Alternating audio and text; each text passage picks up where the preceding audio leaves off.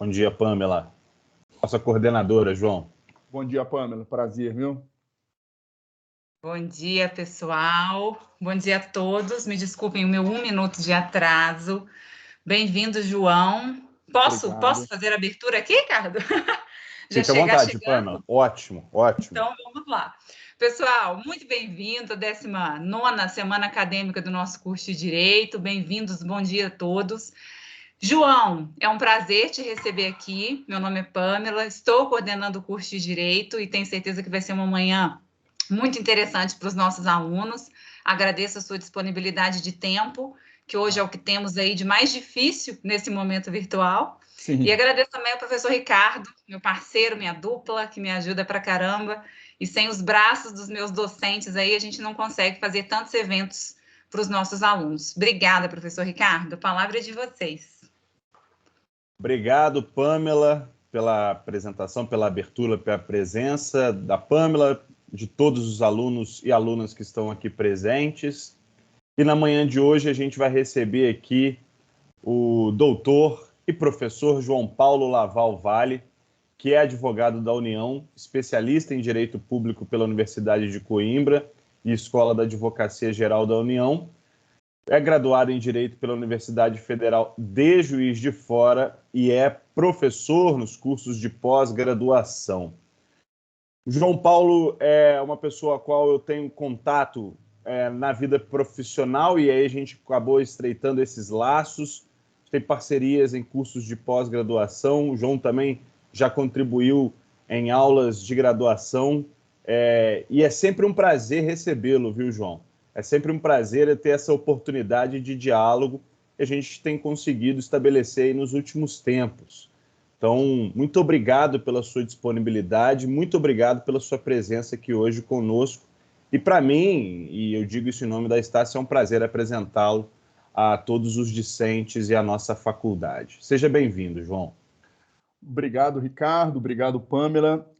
Primeiramente, agradeço imensamente o convite de poder estar aqui essa manhã conversando com vocês, conversando com todos os alunos aqui que estão presentes aqui e podendo contribuir um pouquinho para a Semana Acadêmica da Estácio. É um grande prazer, realmente, sobretudo trabalhar um tema que eu adoro, que eu vivo no dia a dia, e que eu vibro muito de trabalhar com esse tema, porque é um caminho novo que eu vejo no direito ali, quando a gente pensava o direito só como uma forma de solucionar conflitos na base de um terceiro que imporia a sua vontade em face de duas pessoas ou de alguns atores que estão trabalhando. Hoje a gente vê uma nova forma de solução desses conflitos. Mas antes de começar propriamente a palestra em si, eu queria explicar um pouquinho para os alunos aqui, o Ricardo já sabe, não sei se a Pamela já sabe, por que a gente escolheu esse tema, como que esse tema é importante no meu dia a dia e como eu vejo a importância dele para quem está na faculdade ainda, principalmente para quem está na faculdade, para quem ainda está lotado de dúvidas, para quem quer saber o melhor caminho a seguir, aonde e o que ele vai encontrar na sua vida profissional. Eu me formei em 2008 na UFJF, como o Ricardo disse, e comecei advogando, sempre gostei muito da advocacia, sempre fui um grande fã da advocacia. Comecei a advogar aqui em Juiz de Fora, advogava privado no escritório que eu já fazia estágio, logo depois entrei no corpo do societário do escritório, e sempre me incomodou, sempre me agoniou muito a impossibilidade da gente conversar com as partes sentarem numa mesa e dialogarem. Olha só, você está querendo isso, eu tenho isso para te dar. Qual que é o caminho do meio? Onde que está essa solução do meio do caminho aqui? A gente consegue chegar numa solução do meio do caminho? Porque existem situações realmente que não tem como, que eu acho que o Ricardo está errado, o Ricardo acha que eu estou errado e a gente não vai conseguir o diálogo. Por mais que a gente utilize ferramentas, por mais que a gente utilize técnicas de negociação, técnicas de mediação, a gente não vai conseguir chegar num bom termo aqui, numa conversa em comum. Mas a gente percebe, na prática profissional, eu sempre percebia na minha prática profissional, e aí agora como advogado privado, que isso é uma menor parte dos casos. Na maior parte dos casos, se a gente sentar numa mesa, e muito provavelmente não no momento do calor, no momento da emoção, ali no momento da raiva, porque nesse momento os canais de comunicação estão absolutamente fechados. Ninguém consegue. Eu falo A, o Ricardo entende B, e a Pamela vai entender C, e ninguém vai conseguir conversar. Mas se a gente deixar esse momento da emoção passar, se a gente trouxer, às vezes, um terceiro com algumas técnicas de indução de uma negociação, a gente consegue resolver o problema.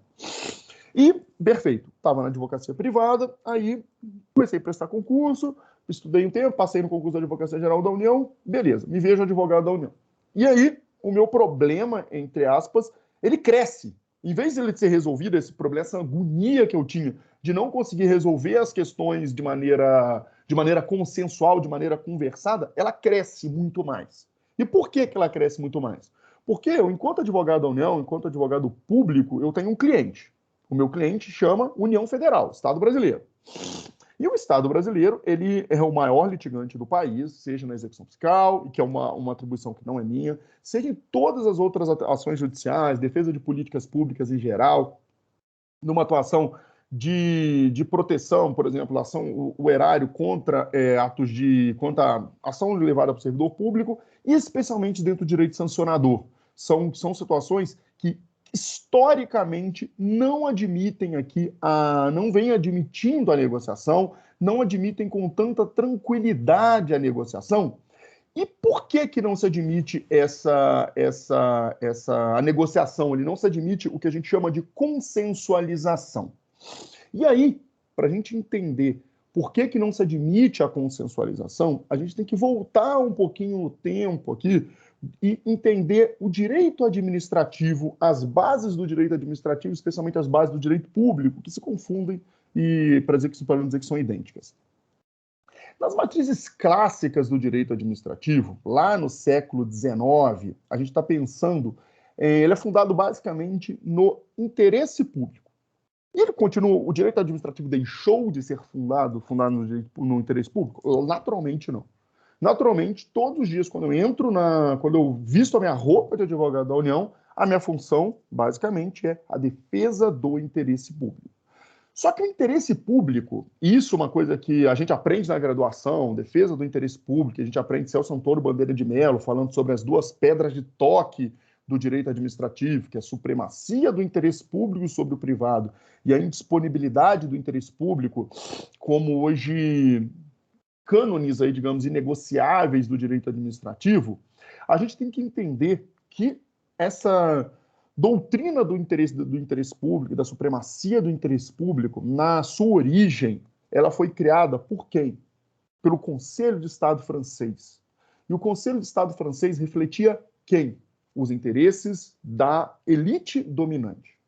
Então, o Estado, a partir do momento que ele é criado, organizado enquanto Estado, a elite dominante não aceitou assim, tudo bem, agora vocês tiram o poder absoluto meu e vão passar para o Estado, um terceiro. Não. O que foi feito? Foram criadas formas, desenvolvidas diversas formas, para que essa elite dominante continuasse exercendo o seu poder. E, a partir daí, cria-se essa figura do interesse público, que, na origem, tem um vício, e essas pedras de toque do direito administrativo, sobretudo a supremacia do interesse público, a indisponibilidade do interesse público, também carregam esse vício. Por quê? Porque se torna muito comum o Estado, representando ali essa elite dominante, essa elite financeira, essa elite intelectual dominante, querer impor a sua vontade sobre as demais pessoas. E vão querer impor e vão querer reproduzir as práticas administrativas do antigo regime. Basicamente, no qual eu mando e a massa da população obedece. Eu mando e a massa da população obedece. Então, o que acontece? Com essa reprodução dessas práticas administrativas do antigo regime, que, como eu disse, foram criadas pelo Conselho de Estado francês, o direito administrativo, ele municiou a administração pública de diversos instrumentos de forma a colocá-lo numa situação de superioridade em relação ao particular. E a gente hoje traz ainda essa ideia de superioridade, de indisponibilidade do interesse público para a nossa prática cotidiana. E, naturalmente, a gente vai ver ainda aqui, vários autores hoje vêm avançando a doutrina, não diria tão mais moderna, mas uma doutrina já até consolidada de direito administrativo, vem avançando com uma relativização importante desses cânones do direito administrativo clássico ali, da supremacia do interesse público e da disponibilidade do interesse público. E aí, eu volto novamente à minha agonia enquanto advogado da União. Eu pensava, chegava num processo, alguém processava a União e queria receber uma dívida pecuniária, só tratava de dinheiro. É como se eu estou devendo R$1.000 para o Ricardo, resolvo não pagar, o Ricardo vai correr atrás do direito dele, vai atrás de mim. Ele vai ajuizar uma ação, se ele tiver o título executivo, ele vai ajuizar uma direta, uma execução lastreada em título executivo extrajudicial, então, e vai querer receber o valor que ele tem direito em relação a mim. Com o Estado acontece a mesma coisa. E, mais um parêntese, naturalmente, existem ações no Estado que são ações que tratam de direitos puramente indisponíveis, efetivamente, ou direitos que não vão admitir, no mais das vezes, algum tipo de conciliação. Mas eu lhes asseguro, isso é uma minoria no volume de ações. A maioria das ações envolvem questões econômicas, envolvem questões pecuniárias, e que sim, elas podem ser resolvidas com uma breve negociação, com uma breve conversa ali entre as partes. Mas aí, na AGU, eu me via e com a grande questão, como eu vou resolver esse problema? Como eu vou resolver essa questão, uma vez que, em tese, o interesse que eu defendo aqui, ele é indisponível. Aí, começando a estudar, começando a entender o tema e tal, a gente percebe que a indisponibilidade do interesse público, ela não está, basicamente, na impossibilidade de se negociar, na impossibilidade de sentar à mesa a administração e as partes interessadas e entabular um acordo, entabular uma forma de solucionar esse problema de maneira que fique bom para todas as partes. Por exemplo, supondo que a União hoje é credora de alguém, que você me paga aqui, ainda que você me pague parcelado, ainda que eu lhe dê um deságio, mas eu recebo o que me é devido. E você, que tem esse débito com a União, que tem esse débito com o Estado, que tem que pagar a sua dívida, também vai conseguir fazer a quitação do seu débito de maneira que você fique sem qualquer tipo de embaraço perante ao Estado. E a gente vive hoje numa sociedade, sobretudo na sociedade de informação, onde a informação circula rápido, onde existem diversos atores envolvidos num processo de tomada de decisão, existem diversos atores envolvidos na formação da vontade coletiva, e que essas soluções herméticas, essas soluções fechadas, no sentido de que posso fazer um acordo, não faço um acordo, posso aceitar negociar ou posso não aceitar negociar, uma solução hermética que simplesmente exclua qualquer possibilidade de negociação, ela não é válida, ela não é interessante e ela não é salutar hoje para o desenvolvimento da nossa sociedade em si e das nossas atividades, porque invariavelmente as nossas atividades enquanto particulares se veem envolvidas com o Estado. Por exemplo, todos vocês aqui, Ricardo, Pâmela, todos que estão nos assistindo, têm negócios com o Estado, seja simplesmente ter que recolher o imposto, simplesmente ter que pegar um alvará para construir, fazer uma reforma nessa casa, uma instituição do tamanho da Estácio, com certeza absoluta, tem diversos acordos com o MEC, contratos assinados com o MEC, diversas autorizações que ele precisa do MEC. Então, a gente precisa de abrir esse canal de diálogo com o Estado. O professor Floriano de Azevedo Marques Neto, professor muito importante de direito administrativo, ele classifica um ato administrativo, eu não gosto dessa nomenclatura, mas a nomenclatura que ele usa, que é ato administrativo com características autistas, no sentido de que é um ato administrativo com um brutal déficit de comunicação com o meio cultural, com o meio social, com o meio econômico, que tem uma absoluta indiferença com os administrados e com a sociedade. Então, tem indiferença com o administrado e com a sociedade, que, em última instância, são os destinatários e a razão de ser prática desses atos administrativos. Então, a gente tem que pensar que o Estado, ele serve para nos servir. O Estado está aqui para nos servir. E o Estado, ele não pode fechar as portas para que a gente negocie, para que a gente converse com ele, para que a gente tenha um canal efetivo de diálogo e um canal aberto sempre de conversa. E o Floriano ele ainda adverte que uma presunção de legitimidade, veracidade, imperatividade, execuibilidade, autoexecutoridade desses atos administrativos, ou seja, as suas características clássicas são, como eu disse antes, eles servem para moldar uma visão de ato administrativo que desconsidera em absoluto a visão e a ideia do administrado. A supremacia do interesse público, por muito tempo, serviu para ser um grande rolo compressor que passa por cima do administrado, que ignora o que o administrado ele pensa, ignora o que o administrado quais são os reais interesses do administrado em prol de uma cega indisponibilidade e supremacia do interesse público.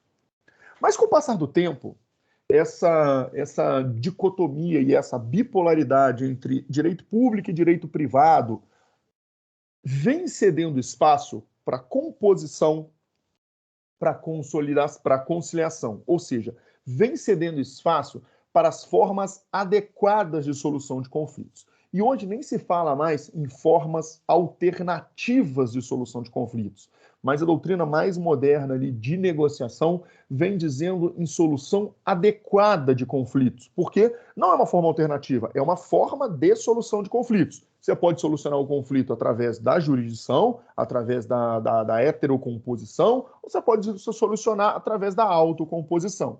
E vai ser o que é mais adequado. Para mim, pode funcionar uma determinada solução, para o Ricardo para outra, para a Pâmela outra, e para os nossos alunos outra forma. Então, existem diversas formas adequadas de solução de conflitos. E a conciliação, a mediação, a autocomposição, enquanto gênero, ela é uma forma de solução que, num determinado momento ou num determinado caso, pode ser a forma mais adequada de solução dos conflitos. E essa nova forma de analisar aqui essa dicotomia interesse público e interesse privado parte de uma construção interessante, no sentido de que o interesse público ele é visto como uma parcela do interesse em geral. Então, o interesse ele não é mais dividido em interesse público e privado. Existe o interesse da sociedade, que por vezes vai ser igual ao do Estado, que por vezes não vai ser igual ao do Estado, mas essa dicotomia estanque em situações absolutamente herméticas, fechadas, não pode mais ser aceita, ela não é mais aceita na medida em que ela simplesmente ignora, vulnera, acaba com o interesse do particular em relação ao Estado e muitas vezes esquece, como eu já disse antes, que o interesse que a função do Estado é servir o particular. Eu, enquanto advogado, não sou um servidor público. A minha função, mais do que qualquer outra, é servir a sociedade. E como eu vou servir? Defendendo, na minha missão hoje, que é uma atuação contenciosa, é fazer a melhor defesa possível do Estado, a melhor defesa da União, garantindo que o que está previsto na lei, que está previsto na Constituição, vai ser efetivamente aplicado. E o interesse público hoje, que é o fundamento e a finalidade da função administrativa, e continua sendo o interesse público, é o mote hoje de toda a atuação administrativa, e o dia que isso acabar, eu acho que a administração também acaba, não teria mais razão de ser da administração pública existir, o interesse público ele tem que ser associado, ele tem que ser colocado ali para atender às exigências da sociedade em um determinado momento. Vamos pensar no avanço da sociedade. Quando a gente estava lá em 1990, a gente tinha um Estado que ele era o detentor de todo o sistema de telecomunicações, por exemplo, a gente tinha a Telebrás, a gente até teve a oportunidade de conversar sobre isso, né, Ricardo? Ele era que tinha ali a empresa estatal de telecomunicação e ele prestava o sistema, a gente tinha linha de telefone alugada, aquilo era caríssimo, a comunicação era horrorosa e tal. E aquilo, em um determinado momento ali, talvez 1980, 1990, onde provavelmente a maioria dos nossos alunos nem sonhavam em nascer ainda, não estavam aí ainda, eles eram o quê? Aquilo atendia os nossos interesses. Aquilo, a regulamentação estatal, na verdade, nem existia tanta regulamentação estatal, ela era uma intervenção estatal direta na economia, no sentido que ele prestava um serviço de telecomunicação. Hoje, 2021, eu estou na minha casa, o Ricardo está no lugar dele, a Pâmela está no lugar dele, nossos alunos aqui, a gente nem sabe se eles estão em Juiz de Fora, se eles estão no Brasil, a gente não sabe onde eles estão. E por que a gente consegue hoje estar aqui todo mundo reunido, conversando e trocando essa ideia, sem nem necessariamente estar todo mundo no mesmo lugar, provavelmente no anfiteatro, ali onde essa palestra aconteceria?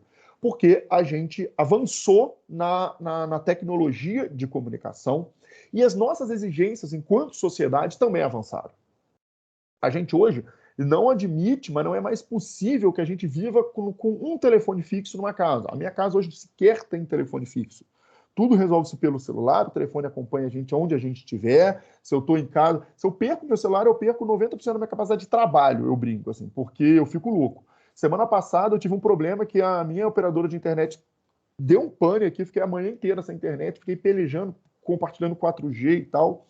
Isso prova o quê? A minha exigência enquanto cidadão e a nossa exigência enquanto sociedade alterou. O que era o interesse público naquela época, a defesa do interesse público para a comunicação, hoje é uma defesa completamente diferente. A gente precisa de quê? A gente precisa de dinamismo, a gente precisa de qualidade na prestação de serviço público e nesse serviço de telecomunicação, que é um serviço, ele não é mais efetivamente um serviço público, no sentido que ele é prestado pelo Estado, como aquela comodidade, aquela facilidade prestada pelo Estado, e o Estado entendeu que ele não presta bem esse serviço, e o que ele fez? Ele abriu a possibilidade dos particulares entrarem nesse serviço público. E como que ele faz? O Estado simplesmente abandonou isso?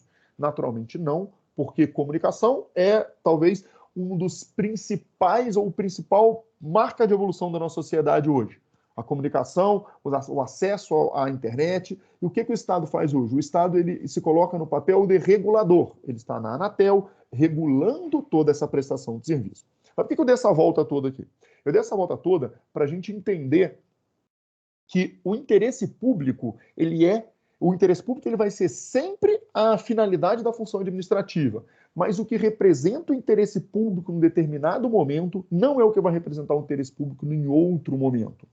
Então, para mim, a melhor forma de entender o interesse público é associá-lo às exigências da sociedade em um determinado momento, que devem ser atendidas pelo Estado, naturalmente, e que devem ser atendidas também pelos particulares, quanto colaboradores do Estado e quanto aqueles que vão também atuar junto com o Estado. Por vezes, a nossa Constituição entrega muitos deveres também aos particulares e à família na atuação enquanto atores da sociedade. E é nessa perspectiva de alteração do que é o interesse público, de alteração do entendimento do que vem a ser interesse público, dessa evolução do interesse público, que entra a consensualização, que entra os acordos, que entra a possibilidade de negociar com o Estado, entra a possibilidade de negociar num litígio, num processo judicial, ou ainda, como a Lei 10.522 garante, a possibilidade de realização de acordos para prevenir litígios, não só para evitar, ou não só para solucionar um litígio já existente, mas também a possibilidade de se abrir canais de comunicação do particular com a administração pública para prevenir litígios. E, só mais um parêntese, eu fico pensando muito hoje aqui, a possibilidade de conversar com a graduação é muito rica, é muito maravilhosa, porque a gente consegue, digamos que, talvez até um pouco de pretensão da minha parte, forjar as pessoas e abrir a visão ali para outros caminhos que elas vão poder estudar, que elas vão poder entrar na vida profissional. A vida profissional hoje, o mercado de trabalho está cada dia mais competitivo, cada dia mais concorrido, e o profissional que sai hoje da faculdade já com essa cabeça de pensar em negociação, de pensar em acordo, de pensar em soluções práticas ali que vão resolver o problema do seu cliente. Se o cliente bateu no seu escritório e falou, estou com esse problema aqui, o que eu faço? Se eu fosse advogado privado, eu falaria, vamos chamar o cara para conversar. Antes disso, vamos sentar aqui, vamos trocar ideia, vamos bater um papo para a gente ver se a gente resolve. Porque isso evita tempo, processo. Quem já teve a possibilidade de ser parte num processo judicial, isso evita um desgaste gigantesco. O processo judicial é muito desgastante, o processo judicial é emocionalmente desgastante, é economicamente desgastante, o processo judicial é caro, o processo judicial é arriscado, porque você está colocando um terceiro que não te conhece, que não conhece outra parte, que está lendo o que está escrito num pedaço de papel para jogar a tua vida. E se ele julga contra você, ele, além de você perder, ele te condena em honorários, ele te condena em custas e fica uma coisa muito cara. O processo judicial, o contencioso nos Estados Unidos, é um contencioso extremamente caro. E por que é um contencioso extremamente caro? Porque lá eles têm uma cultura de mediação, de arbitragem muito grande, uma cultura de resolução dos problemas. tanto que o processo judicial nos Estados Unidos não é um processo para a classe média, basicamente. É um processo para as elites ali, e justamente para jogar litígios empresariais, coisas grandes que já passaram por um processo de mediação e arbitragem e não resolveu. As partes, elas adotam muito mais essa solução negociada, essa solução consensual do que aqui no Brasil.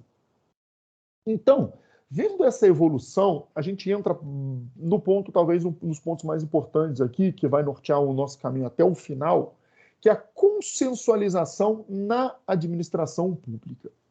Quando a gente pensa em consensualização, e o professor Tiago Marrara aqui, professor da USP, um rapaz novo, sensacional, talvez um dos administrativistas mais importantes dessa nova geração, ele divide consensualização em consensualidade, em consenso, e ele define consensualização como um fenômeno de construção teórico-normativa de canais jurídicos operacionais, de canais jurídicos de comunicação que vão viabilizar o consenso no planejamento e na execução das funções administrativas.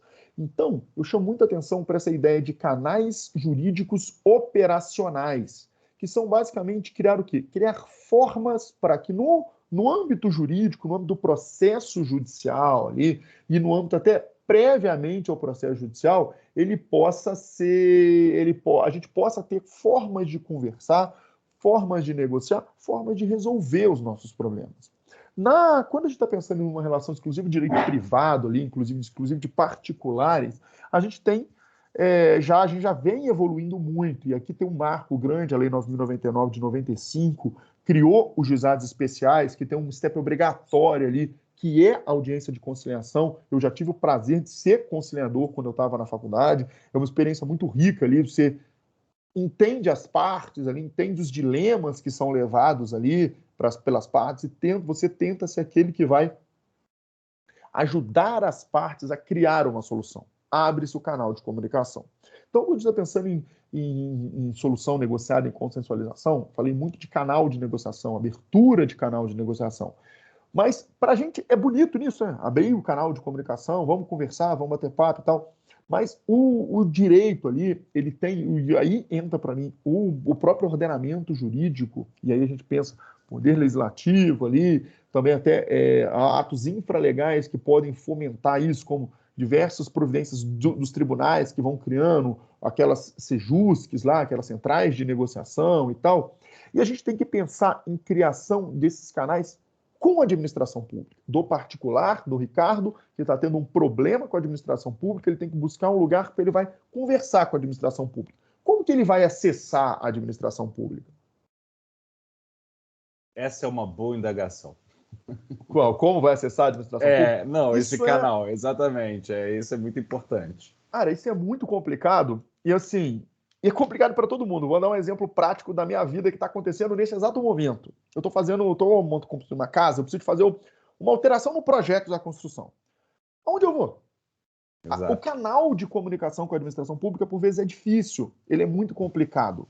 E é muito importante que a administração ela tenha e ela crie esses canais operacionais ali para que eu consiga conversar com a administração pública.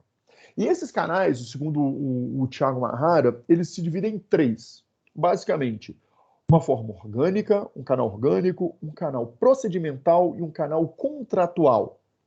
O canal orgânico é aquele que por exemplo, vai garantir direito de voz e voto, por exemplo, para alunos em universidades públicas. Por exemplo, quando o pessoal do DCE lá, que na época era DCE, né, Departamento... Esqueci o que significa DCE. Mas, enfim, o pessoal lá que estava do grupo acadêmico lá, ele poder participar efetivamente das decisões da universidade. Ele participar, o representante dos discentes, participando das decisões na universidade pública. E isso, eu sempre achei eu nunca fui do DCE, nunca tive muito participação efetiva no DCE, mas sempre achei muito rico. Sempre que eu podia participar, não como membro cativo, mas participar numa troca de ideias, eu gostava, porque eu acho ali uma possibilidade plural da gente, dos discentes, que são o fim de uma instituição de ensino, poderem opinar, poderem falar, olha, Ricardo, eu não gosto disso, eu acho que a gente pode melhorar desse jeito, poxa, vamos fazer essa semana acadêmica, que a semana acadêmica é muito rica, que traz temas diferentes, pessoas diferentes para conversar com a gente. Eu acho essa possibilidade, essa participação, esse contato com a administração muito interessante. Além disso, tem o canal procedimental, que é criar efetivamente instrumentos de participação. Por exemplo, as audiências públicas. No Estatuto das Cidades tem a previsão de audiência pública para formar o orçamento municipal. Pouca gente sabe disso, que existem as audiências públicas. Do próprio processo judicial, existe a possibilidade de convocação de audiências públicas. O Supremo faz muito isso, convoca audiências públicas para debater diversos temas. Por exemplo, agora o marco temporal dos indígenas foi alvo de audiência pública, onde a sociedade vai lá, aí vai representante dos indígenas, vai representante da sociedade civil, vai representante dos construtores, vai representante dos ambientalistas, vai todo mundo e dá a sua opinião, e isso, naturalmente, o Supremo Tribunal Federal não abre mão da sua competência de julgar, mas ele toma a decisão mais informada possível, ele escuta os atores, e o Estado ele tem que ouvir a sociedade, ele tem que ouvir o que a sociedade pensa. E existe ainda um outro canal, que é um canal contratual, que é o quê? Que é basicamente talvez o principal que a gente vai vendo aqui,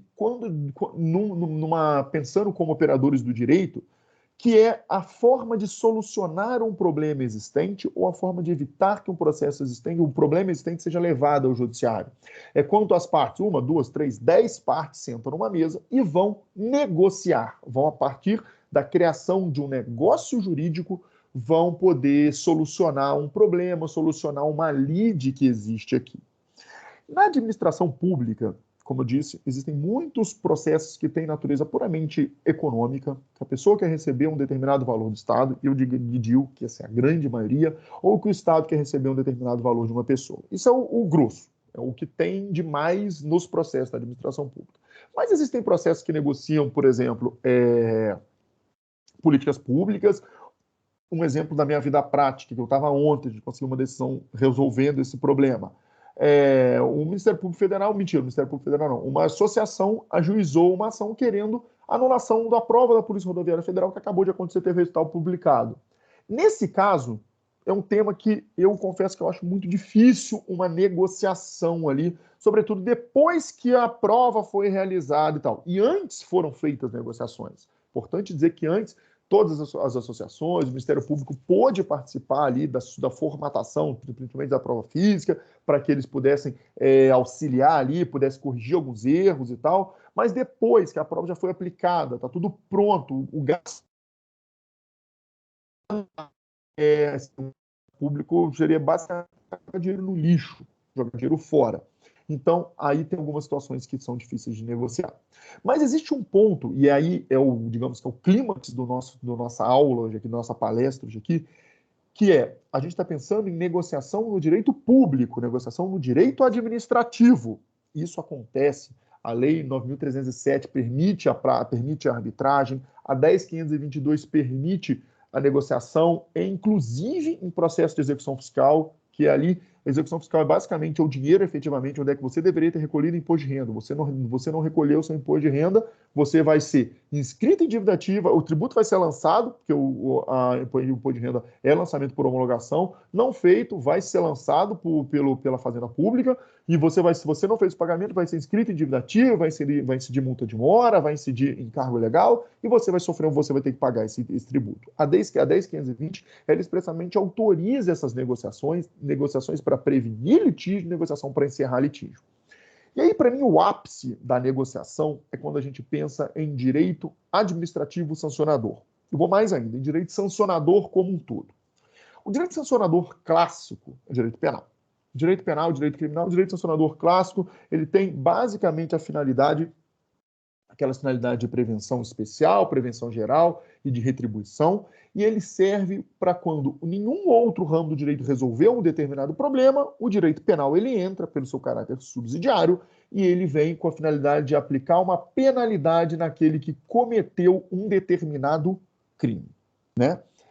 O direito administrativo sancionador, ele é o que mais se aproxima do direito penal. E quando eu falo em direito administrativo sancionador, eu estou falando aqui em PAD, processo administrativo disciplinar, que vai implicar uma penalidade no determinado servidor público, que pode vir desde uma advertência até uma suspensão, e a suspensão pode ser graduada ali, chegando no máximo a 120 dias, ou que pode culminar uma pena de demissão ou cassação de aposentadoria ou disponibilidade. E, além disso, hoje, no direito administrativo sancionador, a gente vem evoluindo, e isso é uma inovação legislativa extremamente recente, extremamente importante para que todos os alunos saiam daqui hoje entendendo, sabendo que isso existe, que é negociar em processo de ação de improbidade administrativa. Era uma negociação que era absolutamente proibida e hoje é uma negociação que ela é permitida. Mas isso a gente vai ver já, a gente vai ver o dispositivo. A Constituição Federal, ela pavimentou a conciliação em todos os ramos do direito público, direito privado e direito sancionador, quando no preâmbulo ele fala que a sociedade brasileira é uma sociedade fraterna, uma sociedade pluralista e sem preconceitos, fundada na harmonia social e comprometida com a ordem interna e internacional, com a solução pacífica das controvérsias. Quando você está pensando em solução pacífica das controvérsias, eu confesso que quando eu estava na faculdade, quando eu li o preâmbulo, lembrando que o preâmbulo é só uma exortação de vontades, de interesses ali do Constituinte, ele não tem força normativa, mas ele é um guia de orientação de como a gente vai interpretar a Constituição. Quando a gente pensa em solução pacífica de conflitos, eu sempre pensava em guerra. Quando o Brasil entrar em guerra com a Argentina, tem que ter uma solução pacífica. Só que essa é uma visão muito macro, uma visão muito desconectada da realidade, inclusive. A solução pacífica dos conflitos, ela tem muito mais aplicabilidade e ela faz muito mais justiça quando eu penso na solução com o meu vizinho.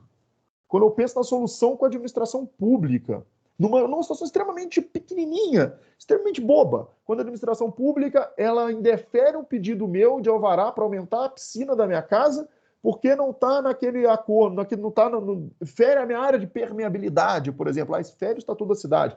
Mas eu consigo negociar com a administração pública, olha, eu faço uma outra mudança aqui, eu consigo fazer o que eu quero.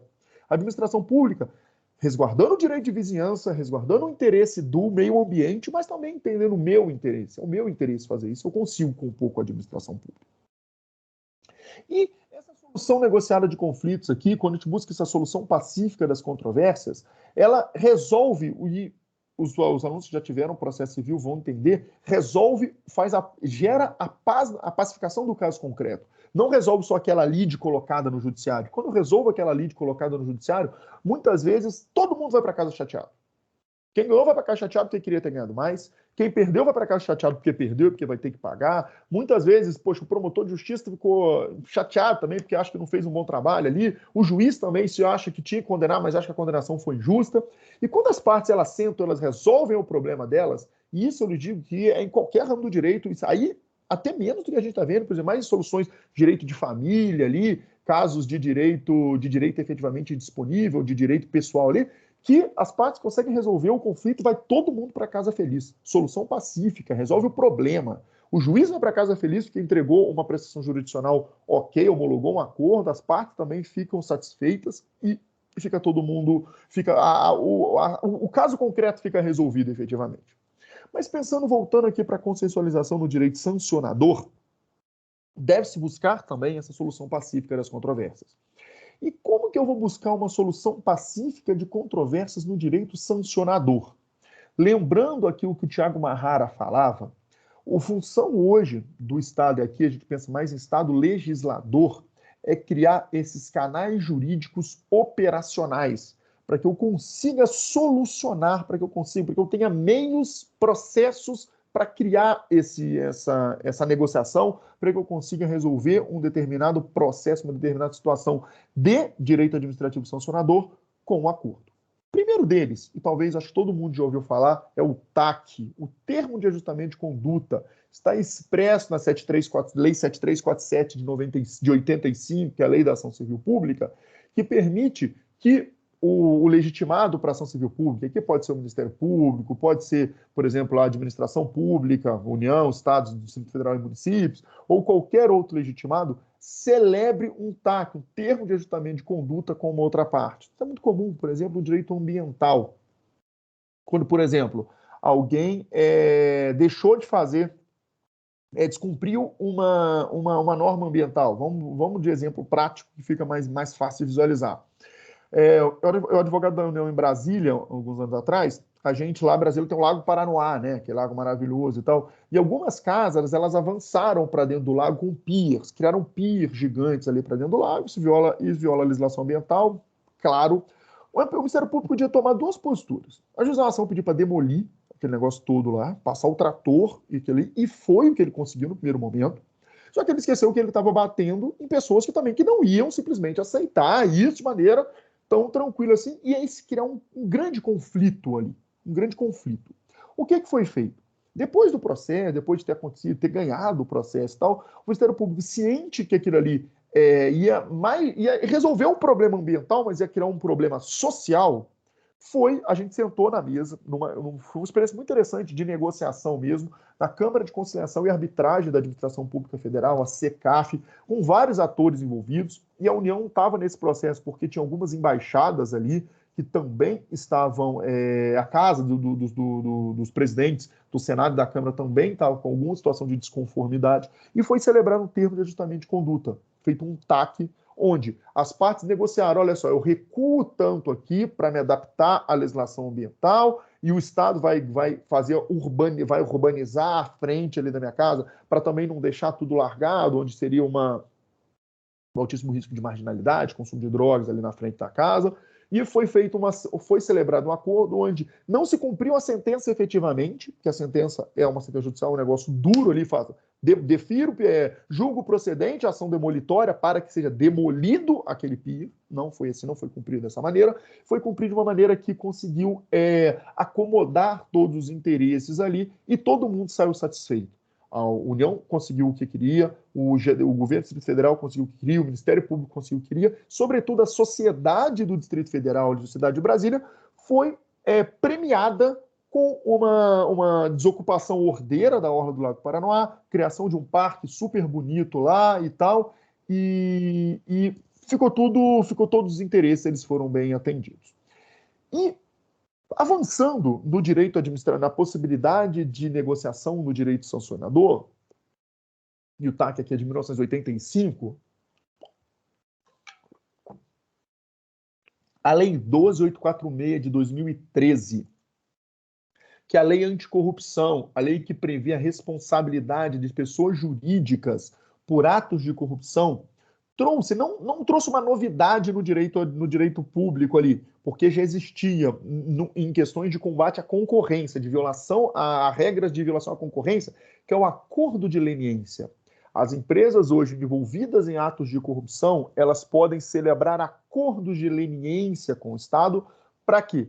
Para que elas tenham suas penalidades diminuídas. Por exemplo, uma empresa que foi pega no ato de corrupção poderia ser declarada inidônea para negociar com a administração pública e para contratar. Só que muitas vezes existem empresas que servem basicamente para contratar com a administração pública. É o campo de expertise dela, e não tem nenhum problema nisso. Você pode abrir uma empresa para contratar com a administração pública. A administração pública, ela precisa de receber serviços e produtos, e a minha empresa está aí para prestar. Maravilhoso.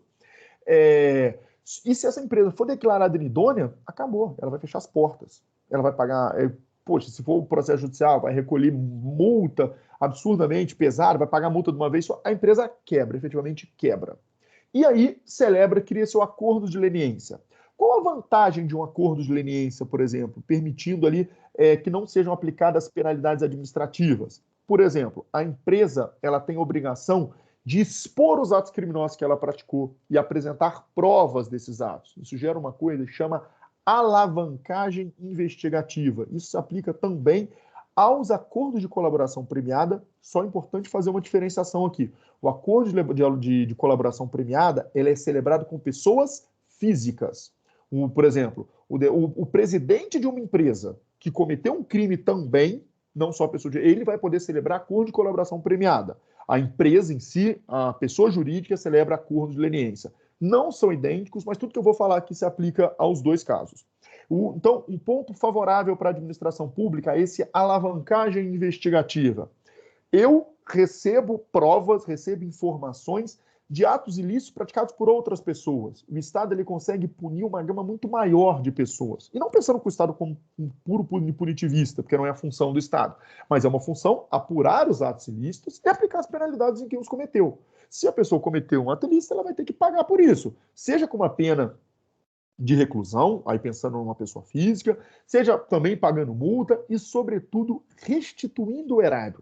O foco aqui básico é de restituição do erário e conseguir pegar parte do dinheiro ou a totalidade daquele dinheiro que foi desviado. Então, quando a gente está pensando, e aqui a gente está pensando muito mais em crimes contra a administração pública, crimes financeiros, crimes que não envolvem violência ou grave ameaça, que permitem a celebração desse acordo de leniência. E o acordo de leniência, ele é muito interessante também para as pessoas jurídicas de direito privado, para as empresas, porque eles deixam de aplicar nessas pessoas uma das penas muito graves, que é a pena da declaração de inidoneidade para contratar com a administração pública. Ela não tem essa declaração, essa pena de inidoneidade declarada com a administração pública, que ela pode manter a contratação. E talvez a evolução mais recente aqui dentro da possibilidade de consensualização no direito administrativo sancionador é o que a gente vai chamar de acordo de não persecução civil na lei de improbidade administrativa. O acordo de não persecução civil, ele foi inserido na lei 8429 de 92, pela lei 13964 de 2019, que foi o chamado pacote anticrime do então ministro Sérgio Moro, que levou, e ele trouxe uma evolução muito grande na improbidade administrativa e trouxe uma virada de chave muito grande ali na improbidade administrativa. E qual foi essa virada de chave? Essa virada de chave está a partir do momento que, no artigo 17, parágrafo 1º-A, se prevê expressamente que as ações de improbidade administrativa admitem a celebração de acordo de não persecução civil nos termos desta lei. E por que foi virada de chave? Porque antes, a previsão do 8429 era para a expressa vedação da celebração de acordo. Não podia celebrar acordo, não pode transacionar em improbidade administrativa. A improbidade administrativa aqui se aplica de maneira cega à indisponibilidade do interesse público. O interesse que a gente quer aqui é condenar a pessoa. O Estado queria condenar e ponto final. E hoje se admite a celebração de acordo. Aí vamos pensar, mas o Estado então ficou bonzinho, o Estado está fazendo acordo, está passando a mão na cabeça da pessoa. Muito pelo contrário, essa é uma visão que existia e tem que ser superada. E quando você faz um acordo numa ação de improbidade administrativa, você não está passando a mão na cabeça, não está dando um tapé nas costas, falando, tudo bem, me dá aqui, pinta um muro ali, entrega meia dúzia de cesta básica, você está liberado, tudo bem, a gente finge que nada aconteceu. Não. Esses acordos hoje, eles são efetivamente, eles são duros, eles são, arrisco a dizer que são mais duros do que a condenação. Só que também a pessoa, ela sai quitada com o Estado, ela sai com o seu problema com o Estado resolvido. Só que ela tem que fazer o quê? Ela tem que apresentar provas, gerar essa alavancagem investigativa, ela tem que restituir o prejuízo que ela causou e ela tem que pagar multas. E essas multas, existe margem para que essas multas sejam diminuídas? Sim, naturalmente existe margem para que essas multas sejam diminuídas. Elas são negociadas também, porque o acordo ele tem que ser sempre uma relação de ganha-ganha. Eu tenho que ganhar e a pessoa que está celebrando um acordo comigo tem que ganhar também. E o acordo de não persecução civil, como qualquer tipo de acordo, também é informado por essa ideia de ganha-ganha. Um grande problema que a gente tem hoje aqui é que a lei de improbidade administrativa ela foi alterada, como eu disse, para que seja possível a realização do acordo de não persecução civil. Só que o artigo 17A, que tratava de toda a regulamentação do acordo de não persecução civil, ele foi vetado pelo presidente da República. O presidente da República vetou toda a regulamentação de um acordo de não persecução civil. E aí entram debates gigantescos. O que eu faço? Eu posso celebrar um acordo de não persecução civil ou eu não posso, na medida em que o parágrafo 1º fala que é possível a realização de acordo de não persecução civil nos termos desta lei. E a lei ela não trata nada sobre como realizar esse acordo. Eu, particularmente, entendo que hoje ainda não dá para celebrar, tem que se esperar um novo projeto de lei para que seja celebrado. O Ministério Público, por vezes, tem apresentado alguns acordos, fechando essa lacuna aqui com a regulamentação da 2846, que é a lei de combate à lei anticorrupção, né, que trata do acordo de leniência. Vem trazendo algumas regras ali, vem celebrando de fato um acordo, que a pessoa tem que apresentar as provas, que a pessoa não pode delinquir naquele tipo de crime, que ela tem que ressarcir o prejuízo e tal. Eu acho até uma postura interessante e, como eu posso dizer, louvável do Ministério Público, importante fazer isso. Só que tem que tomar muito cuidado para não correr o risco de querer criar muito a regra onde a regra não existe e depois isso tudo vir a ser anulado e ainda correndo o risco de prescrição, correndo o risco de perder a chance de punir essa pessoa de maneira adequada, ainda que não seja do melhor meio, mas de poder efetivamente aplicar a punição dessas pessoas. Então, hoje, quando a gente está pensando em consensualização com a administração pública, a gente está vendo um caminho todo de evolução, que a gente conversou aqui, todo esse caminho de evolução. Primeiro, acordo só em questões materiais, depois, possibilidade de acordo em outros temas que não envolvem só questões pecuniárias, e o ápice, para mim, é a possibilidade de acordo em processo de direito administrativo sancionador, seja na realização de um PAD, seja através da celebração do termo de ajustamento de conduta, e o termo de ajustamento de conduta também é aplicável em processo administrativo, em TAC, para poder fazer, e até em processo administrativo disciplinar também. E a gente chega hoje no ápice, para mim, da consensualização no direito administrativo sancionador, é a possibilidade de celebração de acordo na ação de improbidade administrativa. Uma pena, nesse momento, a gente ainda não ter essa regulamentação, o que impede que esse instituto ele seja aplicado na sua plenitude, que ele já poderia estar sendo aplicado na sua plenitude, mas ele ainda não é. E, fugindo um pouco agora do direito administrativo e indo para o direito sancionador em geral, que aí eu quero finalizar expondo um caso que aconteceu, está acontecendo, está no caminho aqui, e que é muito relevante para a sociedade como um todo, é a celebração de acordo em processo criminal. E aqui a gente vê o acordo de colaboração premiada. No acordo de colaboração premiada, e ele foi inserido no nosso ordenamento pela Lei 12.850, acordo de colaboração premiada é basicamente um negócio jurídico processual e um meio de obtenção de prova. Então ele é duas coisas. Ele é um acordo, ele é um negócio jurídico que faz o Ministério Público, o órgão acusador, basicamente, e a pessoa acusada, e ele é também um meio de obtenção de prova, que pressupõe, o acordo de colaboração premiada tem dois pressupostos, a garantia do interesse público e a utilidade pública desse processo. Como que ele conseguiu isso? Com a alavancagem investigativa, a partir do momento que eu identifico os demais autores, coautores e partícipes daquela organização criminosa e das infrações penais por eles praticadas. Então, em vez de só punir 2 pessoas, eu puno 20 pessoas. O que eu faço? Eu torno o processo penal efetivo. E, mais uma vez, não é nenhuma ideia de punitivismo. É uma ideia, efetivamente, de punir quem cometeu crimes. Eu consigo o quê? Eu consigo gerar aquele temor nas pessoas, no sentido de que eu não vou fazer não vou delinquir porque o Estado vai me pegar. Se ele não me pegar diretamente, alguém que está cometendo o delito comigo pode celebrar um acordo de colaboração premiada, e celebrando esse acordo de colaboração premiada, isso pode bater em mim, isso pode chegar até em mim. E as pessoas fazem esse curso. Estudo de criminologia demonstram que os delinquentes, e aqui quando a gente pensa em delinquente de terno e gravata, mas é o delinquente de terno e gravata, o cara do colarinho branco mesmo, todos eles fazem essa análise de custo-benefício na hora de praticar o crime. Se eles têm uma ideia, uma certeza da impunidade, praticam o crime. Se eles têm uma ideia, uma certeza, uma grande probabilidade de que ele vai ser punido, reduz o ímpeto dele de praticar o crime. Além disso, o acordo de colaboração premiada garante a revelação de toda uma estrutura hierárquica de uma organização criminosa, tanto que esse acordo ele foi inserido na lei de organização criminosa. Busca prevenir as infrações penais, como a gente já falou, e, para mim, o que é um dos pontos mais importantes é a recuperação total ou parcial do produto do crime praticado. Porque em crime financeiro, um dos pontos mais importantes é efetivamente a recuperação do produto do crime.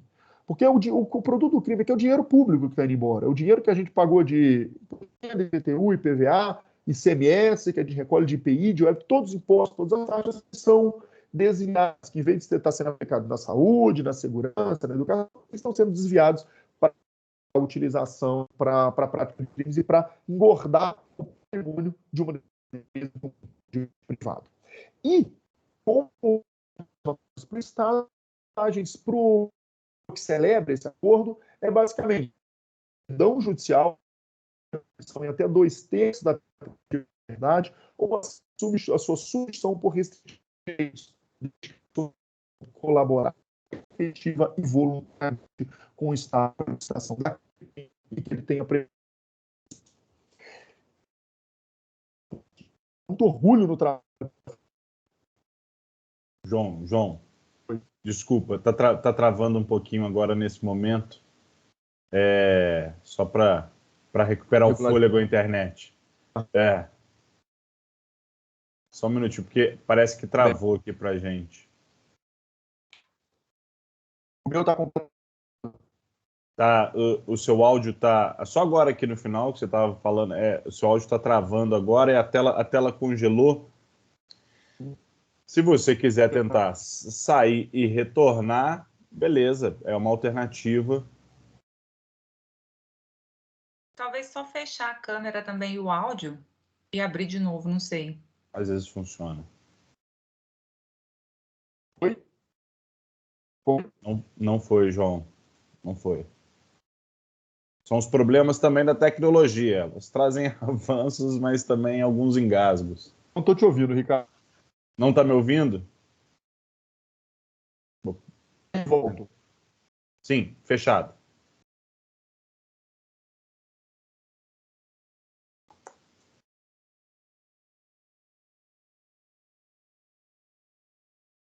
Vamos aguardar o retorno. Professor João. Coordenadora Pamela, algum recado nesse momento? Vou aproveitar e vou passar um recado.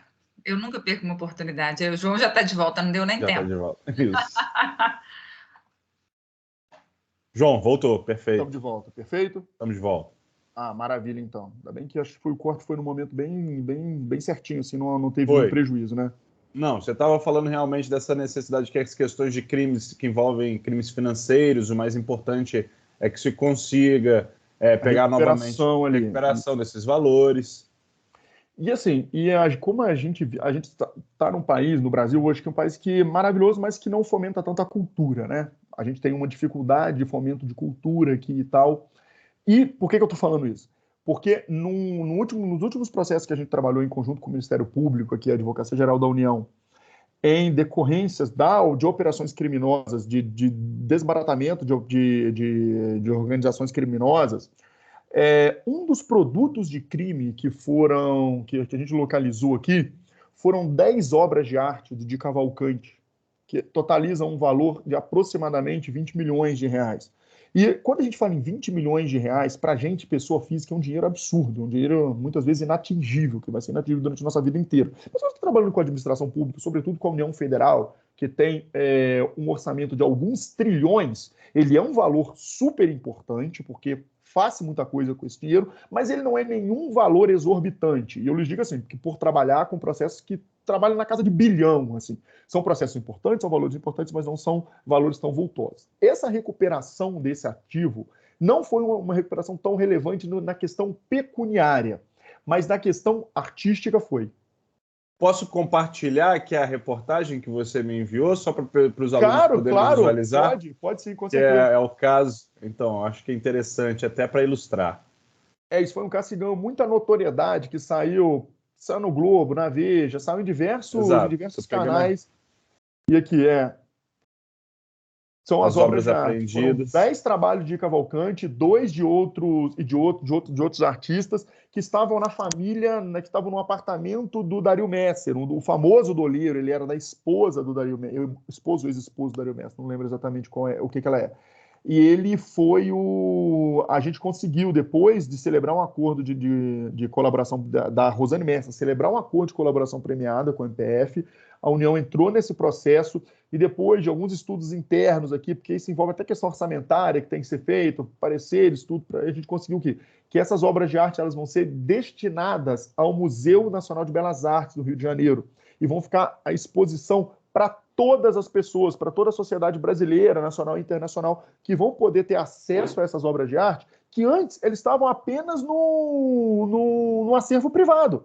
Era só de um acervo privado que ninguém conseguia ver, era só quem conseguia entrar no apartamento da pessoa, que era uma obra de arte, que eram obras de artes privadas, e que hoje, todas essas obras de arte extremamente lindas, extremamente bonitas do Di Cavalcanti, que por sinal faz 100 anos esse ano, 100 anos de Cavalcanti, vão ser devolvidas à sociedade brasileira, e eles vão poder, quem tiver condições de se deslocar até o Rio de Janeiro, toda a população carioca, vão poder acessar e vão poder visualizar essas obras que vão estar lá em exposição permanente no museu.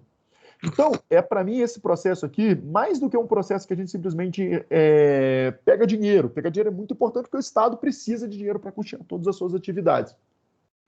Mas esse processo, para mim, ele é um ícone no sentido de que ele devolve para a sociedade brasileira muita coisa. Devolve para a sociedade brasileira uma sociedade que muitas vezes é carente de acesso à cultura, devolve a possibilidade de acesso à cultura. Devolve a possibilidade da pessoa ir lá, de conhecer um Di Cavalcanti, de ver de perto um Di Cavalcanti.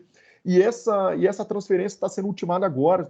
O museu está terminando de celebrar o contrato de transferência, porque aí tem que ter seguro e tal, vai ter... A Polícia Federal vai nos ajudar também para poder fazer essa transferência, entregar no museu e poder fazer se a pandemia nos permitir, né, fazer uma celebração realmente ali, um evento de entrega dessas obras e de início da exposição. Então, só para arrematar, só para fechar, a ideia de consensualização hoje no direito, em geral, para mim, é o que vai permitir que o direito progrida. As lides que vão ser julgadas, em geral, a inteligência artificial está aí, os processos vão ser julgados com base em um computador, você vai entrar com uma ação, preencher um formulário, que a outra parte da contestação vai ser um formulário, vai tudo para o computador, ele vai arbitrar um valor de indenização, vai arbitrar algum valor ali, e muitas vezes não vai agradar ninguém. E a justiça tende a se tornar também cara, cada dia mais cara. Então, a consensualização, seja no direito privado e no direito público, é a melhor forma de solucionar um conflito. E quando a gente pensa em consensualização de direito sancionador, para o Estado é muito interessante, para a parte é muito interessante, para o Estado é muito interessante, na medida em que ele consegue acesso e consegue aumentar a sua taxa de sucesso, a taxa de recuperação em valores a partir da celebração de acordo de leniência, de acordo de colaboração premiada, ela aumentou exponencialmente a taxa de pessoas que são punidas, de crimes que são solucionados e de valores que são revertidos ao erário e de algumas questões que não têm tem até valor, porque os quadros de Cavalcanti eles têm um valor pecuniário, eles podem ser vendidos, mas que tem um valor assim, imaterial, um valor intangível muito grande, que entregam para a sociedade o acesso a essas obras. Então, assim, eu sou um entusiasta do direito negociado, entusiasta da conciliação e tal, e se eu puder influenciar alguém que está nos escutando aqui, vocês que estão na faculdade, que ainda estão aí formando a sua base jurídica, estudem conciliação, estudem isso, porque isso é o futuro para que o futuro do operador do direito, ele vai passar muito por isso, ele vai passar pela conciliação, por essa nova habilidade de criar canais de comunicação. É isso, pessoal, espero que tenha sido claro, desculpe se eu falei muito rápido, às vezes eu falo um pouco rápido demais. Excelente, João Paulo, muito obrigado pela explanação. Não foi rápido, foi muito bom acompanhar esse raciocínio ao longo de 1 hora.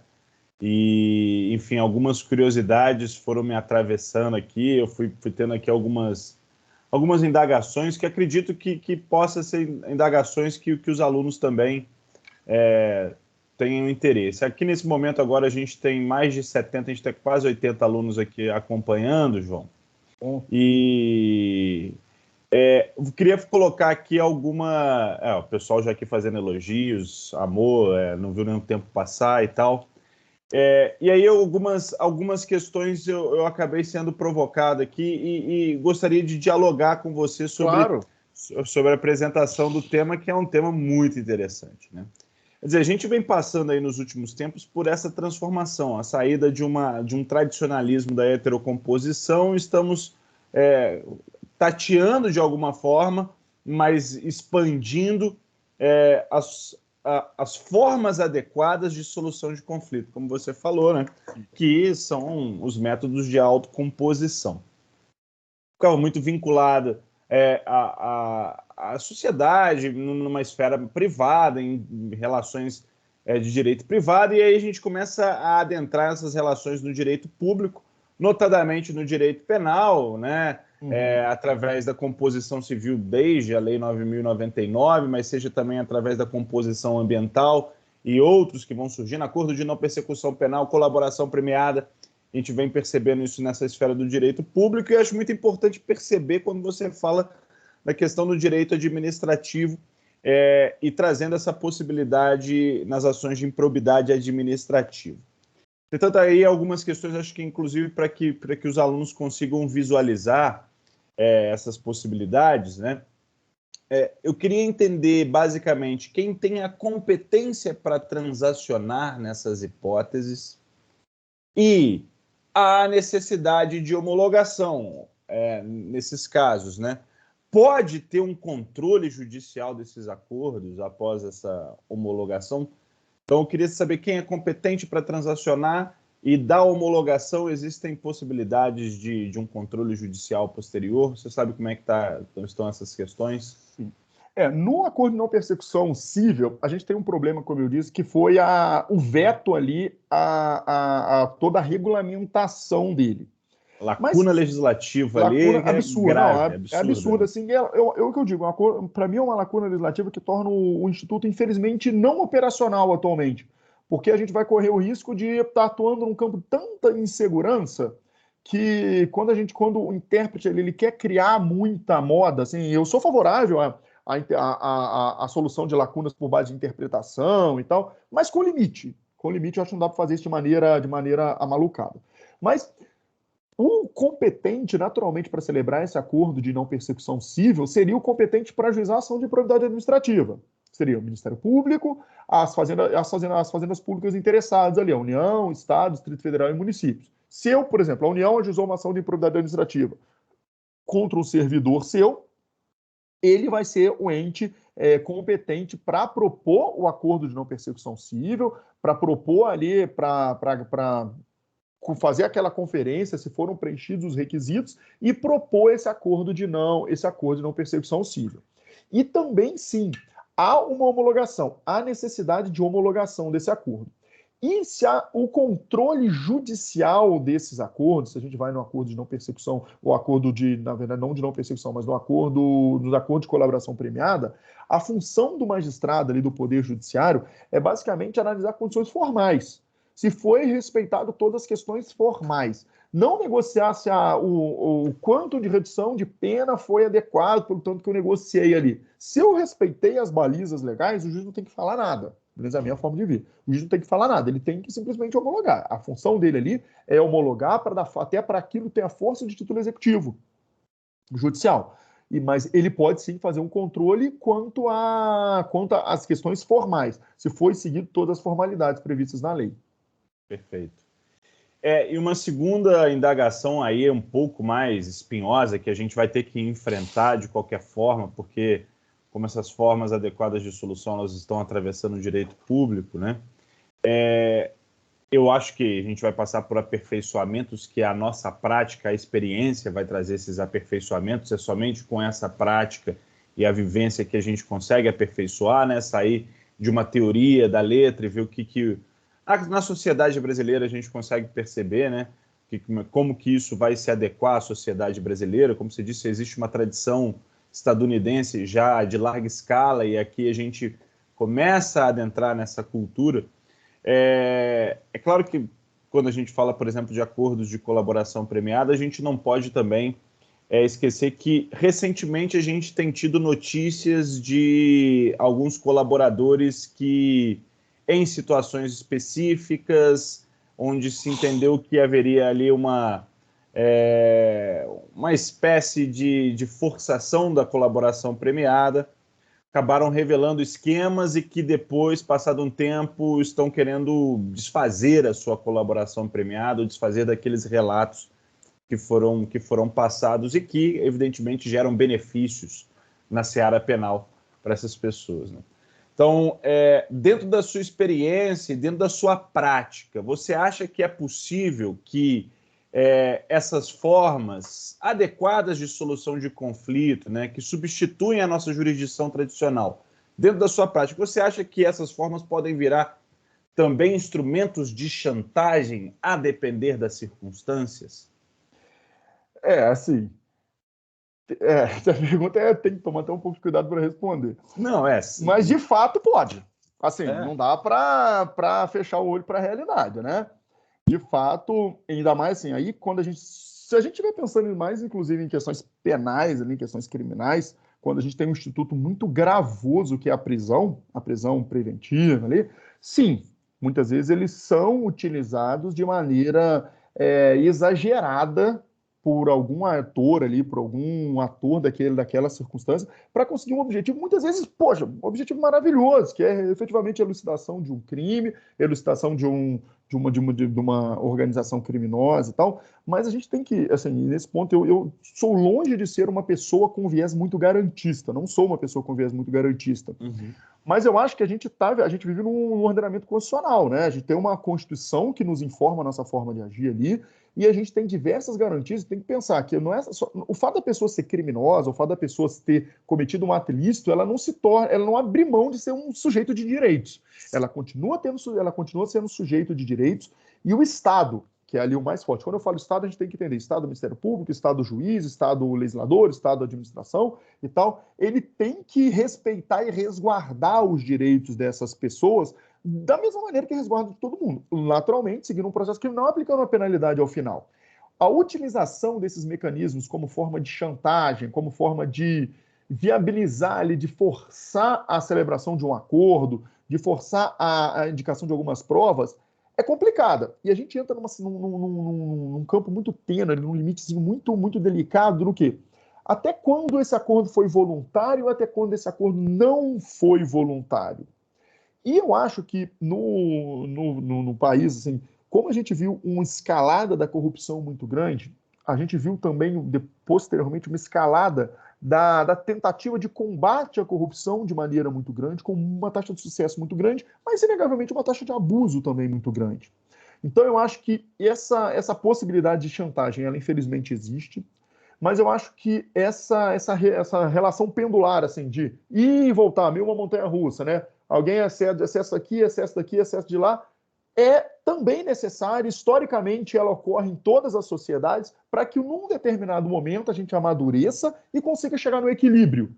Chegue no equilíbrio. Então eu acho que houve excessos, e infelizmente houve, não dá para fechar, e os institutos, se eles não forem muito bem trabalhados, eles permitem os excessos, e também já existem algumas reações ao excesso, como por exemplo, a nova lei de abuso de autoridade, são leis que garantem, por exemplo, se eu, enquanto agente público, abusar do meu poder ali, eu vou estar cometendo um determinado delito, eu vou ter que punir por isso também, ser punido por isso também, e um próprio hoje controle social que existe ali. A sociedade de informação, a mídia livre, uma mídia autônoma também permite que as pessoas elas formem, com todos os seus problemas que existem na mídia, permite que as pessoas formem ali o seu próprio juízo de valor e percebam quando há um excesso e quando não há um excesso. Mas sim, Ricardo, respondendo bem objetivamente, sim, não, é possível, sim. É um instrumento, muitas vezes, de chantagem legitimada, né? Excelente resposta, João, porque assim, a gente pode estar falando de colaboração, mas isso poderia acontecer num acordo de leniência, isso poderia acontecer em outros acordos, a gente não precisa pensar somente na esfera penal. E, para mim, o mais importante é somente com a experiência, a prática, que a gente consegue aperfeiçoar essas formas adequadas de solução de conflito. Acho que é o fundamental, né? Para a gente tentar cada vez ter uma tradição de menor litigância, né? Porque, assim, a demanda do judiciário são questões de milhões e milhões. A gente tem 80 milhões de processos, são 30, 40 milhões de processos anuais, 80 milhões de processos que estão parados, enfim. Os números que o CNJ divulgam são números assustadores e a gente percebe que esse método, que é através da jurisdição, ele já não consegue dar conta de uma sociedade de massa, como a nossa sociedade. Não dá. E a busca dessas soluções, elas são muito importantes para que a gente possa cada vez mais aperfeiçoar esse sistema e buscar alternativas. Sim. Eu vou abrir espaço, se algum aluno quiser fazer alguma indagação, Fique à vontade, tem um espaço aberto. Não vi que o Alexandre levantou a mão. Bom dia. Bom dia, Alexandre. Bom dia, professor. Excelente palestra. Obrigado. Professor, a minha pergunta também é em relação aos métodos adequados de solução de conflito que a gente estava conversando há pouco, em relação à dívida ativa, né? Cidadão, pessoa física inscrito na dívida ativa, não sei se é possível, mas não sei se o procedimento, se o processo confere, cidadão, pessoa física inscrito na dívida ativa. Como fica essa relação de conciliação, né, desse cidadão com o Estado, uma vez que o administrador público ele tem boa parte das suas funções são atos vinculados, né? Algumas funções muito restritas, praticamente sem nenhuma discricionariedade. Como poderia funcionar essa relação do Estado, né, com a coletividade nesse contexto de relação de conciliação? Excelente pergunta, Alexandre. E assim, a inscrição em dívida ativa, e quando está pensando em execução fiscal, para mim é o ato mais vinculado da administração pública. Ali, quando tem uma dívida ativa, um procurador aperta um botão, sai uma certidão de dívida ativa, sai um processinho que é levado para a justiça direto e ajuizada a ação. Historicamente, não se admitia qualquer tipo de negociação nisso. Não era possível, tá me devendo 10 mil, tem que pagar 18 mil, porque já incidiu multa, já incidiu juros, já incidiu tudo, sua dívida vira o inferno, sua vida se torna o caos.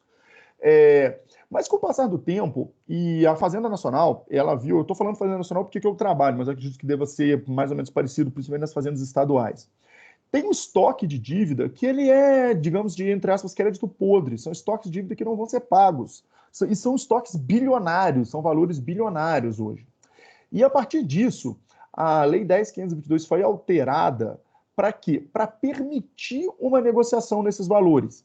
Quando a gente pensa em atividade vinculada da administração pública, você está certo, a atividade ali na cobrança da dívida ativa, ela é bem vinculada, mas ela não é absolutamente engessada. Ainda quando o ato administrativo é vinculado, sobra para o administrador público algum espaço de atuação ali com algum grau de discricionariedade. E na dívida ativa, aí era necessário lei que autorizasse, existe uma lei, me escapa o número da lei que alterou a 10.522, mas a lei 10.522 que hoje autoriza a Fazenda Nacional a fazer acordo nesses processos. O que você pode fazer? Basta o contribuinte ele entrar em contato com a Fazenda Nacional, procurar a Fazenda Nacional, e no próprio site da PGFN tem essa possibilidade. Você entra e fala, quero negociar minha dívida aqui, e aí, dentro das balizas legais que são criadas, dentro das balizas ali, e atos infralegais também, que a própria Procuradoria da Fazenda Nacional desenvolve, é possível negociar. Eu te dou um desconto na multa, ou a gente faz um abatimento, faz um parcelamento desse débito aqui, para quê? Para que, ao fim e ao cabo, todo mundo ganhe. A administração pública ganha, porque ela recebe aquele dinheiro, muitas vezes é dinheiro que ela imaginava que ela não fosse receber mais, e o particular também ganha, porque aí ele resolve o débito dele com a Fazenda Pública e ele consegue tirar um documento que é extremamente importante para todas as nossas relações negociais, que é a certidão negativa com a Fazenda Pública. Que, por exemplo, você não consegue hoje fazer uma compra de um imóvel se você tiver certidão, se você não tiver uma compra e venda, se você não tiver uma certidão negativa. Então, sim, é possível essa negociação dentro dos termos trazidos pela lei, e hoje no Brasil essa lei já existe, permitindo a negociação no pagamento da dívida ativa e no pagamento de execuções fiscais. Tá? E o canal da Fazenda Pública é exclusivo, é digital mesmo, pelo site, ou tem algum outro canal disponível que o cidadão possa acessar? Nessa condição. Né? Mais operacional eu vou ficar te devendo. Eu acho que pelo site da Fazenda Nacional você consegue, e se tiver também processo judicializado, basta o advogado atravessar uma petição falando que tem interesse em fazer acordo, que aí abre o canal de comunicação para poder apresentar um acordo, fazer uma proposta e tal. E tem os limites que podem ser negociados e tal, mas aí no processo judicial eles conseguem falar. Operacionalmente, salvo engano, no site da Procuradoria-Geral da Fazenda Nacional você também tem os caminhos ali para celebração de acordo. Obrigado, professor. Nada, prazer. Obrigado, Alexandre. João Paulo, professor, já são 10 horas e 20 minutos, a gente já prolongou o nosso diálogo aqui, porque foi muito frutífero. Eu, mais uma vez, te agradeço imensamente aqui a participação, muitas outras pessoas aqui agradecendo também. a Rafaela trazendo sugestões, imaginando que pode ser no site, enfim, já dialogando. Pelo já o avançar da hora, nós vamos encerrar aqui nesse momento esse diálogo que foi muito importante e, pessoalmente, eu digo muito frutífero para mim, porque tenho estudado direito administrativo e sempre que eu tenho oportunidade de dialogar com você, é sempre uma oportunidade de engrandecimento, né, como em outras oportunidades. Então, mais uma vez, agradeço aqui meu nome, em nome da Estácio, a sua presença e espero que tenhamos muitas outras oportunidades de diálogo. Ricardo, eu agradeço muito a oportunidade de estar aqui conversando com você, com a Pâmela, e sobretudo com os alunos aqui da graduação. Acho esses momentos de troca de ideias sensacionais e acho semanas acadêmicas algo muito rico, porque entrega para os alunos, e até, assim, aquela coisa, quem dá aula sabe, né? O professor mais ganha do que entrega quando está dando aula, né? E assim, esse debate, poder trocar ideia, conversar, e quando você está dando aula, você vai pensando em outras coisas, é uma coisa maravilhosa. Eu fico muito feliz de poder ter participado aqui. Agradeço sinceramente o convite e estou à disposição da Estácio para outros projetos também. É um grande prazer estar aqui com vocês. Espero que eu tenha engrandecido um pouquinho a semana acadêmica e qualquer dúvida que surgir dos alunos, o Ricardo tem meu contato, pode passar meu e-mail também. Eu estou aqui para a gente conversar mais. Tá certo? Obrigadão, viu? Sem dúvida, professor. Passa a palavra à Pâmela, nossa coordenadora. Gente, muito bom, realmente. João, foi realmente um prazer te ouvir.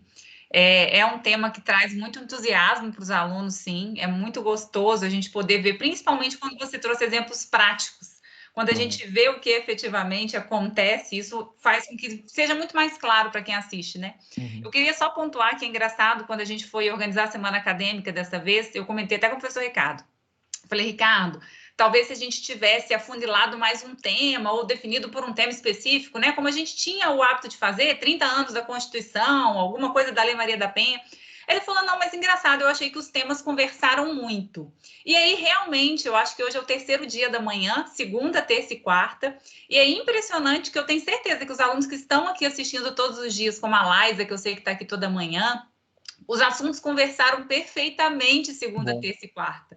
E o principal, eu acho que hoje a gente conseguiu fazer, no meio dessa semana, eu já consegui visualizar o quanto que a mediação, os métodos adequados de soluções de conflitos têm vindo cada vez mais forte.